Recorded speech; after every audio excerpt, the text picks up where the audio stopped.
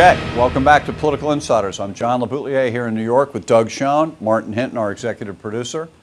Subject is Lindsey Graham, senior senator from South Carolina. On June 1st, he's going to make his 2016 plans known. Are you waiting with bated breath? Well, look, I looked at the Real Clear politics put that poll averages. up while we talk. How's he doing, Doug? Well, let's just say Carly Fiorito has 3 times the support if I read the chart right. Nowhere to go but up, right?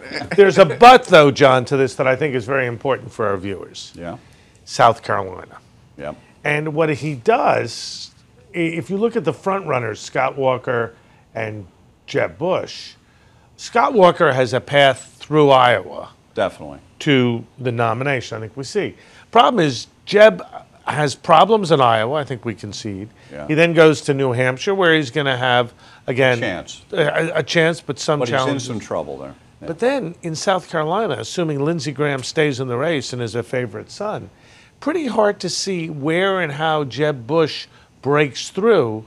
If Lindsey Graham's a strong candidate, Rand Paul, Scott Walker, and Marco Rubio are strong candidates. Pretty hard to see how he breaks through. If he loses 3, that is Jeb Bush, he'd be staking everything on Florida, and I think with 3 losses, he's already pretty done. tough. I think you're right. So we also have Nevada before Florida, right. I believe. I think you're right. That's the schedule. Lindsey Graham does have some legitimate foreign policy chops, and he's probably looking at all the other senators involved and thinking, these guys are lightweights compared to me on the Senate career side of things, and if they're going to run, why not me? Put my hat in the ring and see what happens. Okay, why not? And then, how about why me? Why though? Why are these guys? Why are so many of them running? Do we really? Why not?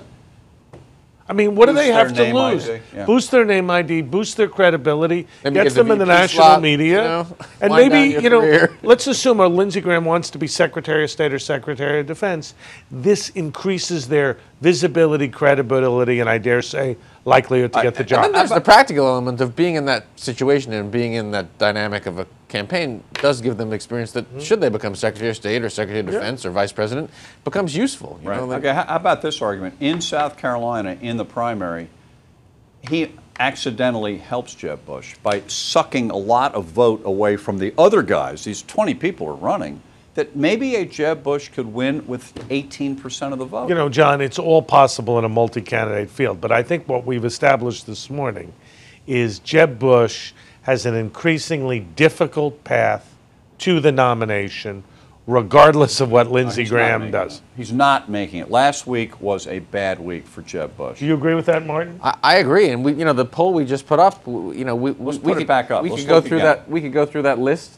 And I want to go through it because I think things have changed. Who here is a primary winner, the candidate for the GOP? Which one of these? I don't know that any of them. I picked Marco Rubio. Well, I think Rubio is higher today than he was when this poll was done. This poll was done all during it's polls during the month of April. Rubio's gone up since then. Scott Walker is drifting down a tinge. Jeb had a bad week. He's going down a little bit. Has he had any good days? No. Jeb Bush has never had a good day since this race began, and that's one of his problems. He's a weak political candidate with a branded name that used to be good, but it isn't good anymore. So he's in trouble. I asked you off the air a few weeks ago, Doug, how long till Scott Walker, who was the hot thing? You said give him 3 to 6 months and he's going to start fading. I think the fading is slightly beginning. I think that's right. And I'll tell you why it's fading. Is you got to keep moving and having different things. He's a Johnny One Note. What did you do? I broke the unions. Right. Great. What are you going to do about ISIS? I broke the unions. What are you going to do about China? I broke the. You got to have something. There's one thing I should say, and perhaps in a future segment we'll get to this. Everybody in politics raises money, and they raise more money.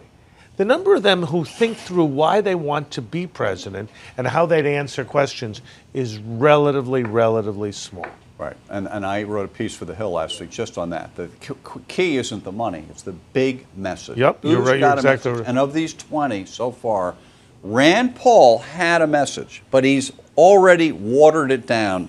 He does, none of them. I don't know if we have time, but do I have time for a quick? Real quick. Okay. So in '96, I was preparing Al Gore for the debates, and I was very nervous that he was vice president and I wasn't. And when I started asking him, I ended up knowing more, I think, in the short term than he did as he began debate preparation. There you go. Tells you something. Yeah, it does. Not good. All right, listen, more, and that's the kind of insight you get on Political Insiders from Martin Hinton, our executive producer and leader and friend, and Doug Schoen. I'm John LeBoutelier. Make sure you watch Sunday night, 7:30 on the Fox News Channel with Harris Faulkner, Political Insiders. We love being with you for half an hour every Sunday. Have a great week.